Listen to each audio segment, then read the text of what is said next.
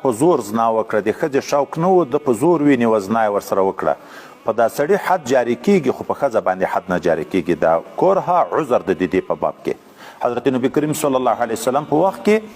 دغسې پیښه شوې وه د اول روایت کې اجمال ده دا بل کې لږ څه تفصیل ده نبی علیه صلات وسلام دا معاف کړه ځکه دا مجبوره وه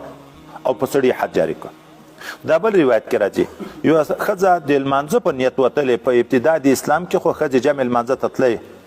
نو یا به د سهار لمونځ یا د ماښام یا لماخوستن هر وخت چې ده سړی په مخه ورغی ښځه یې راوینېوه په زور یې زنا ورسره وکړه سړی ته روان شو دا زاني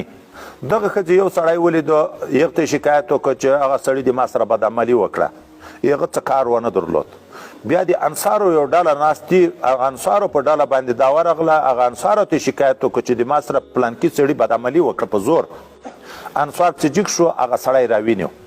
دې ته یې راوست دغه سړی و دې ورته ویلې او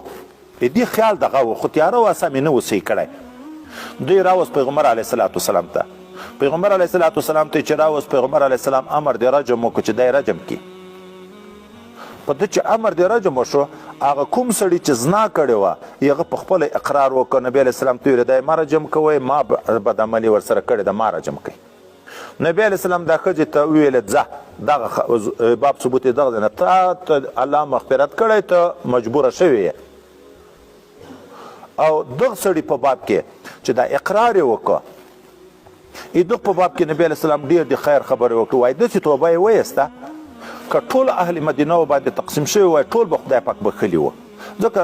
نه چا اعتراض په کړی و نه یې چا ورخیال و ده په خپله اقرار وکړه صرف اوس یو پوښتنه دا ده چې حضرت په نبی علیه صلات وسلام ته چې هغه سړی راوست چې هغه زنا نه وه کړې اول خو خطا شوه که نه هغه سړی راوست نبی علیه السلام په هغه باندې امر د رجم څنګه کوه چې بیا بل سړي اقرار وکړه چې ما کړی ده په هغې څنګه امر د رجم کوه خو شاهدان خو نه دي تېر شوي په هغه باندې وایي ښایي اقرار یې کړی او اقرار کله د ډاره وایي کېږي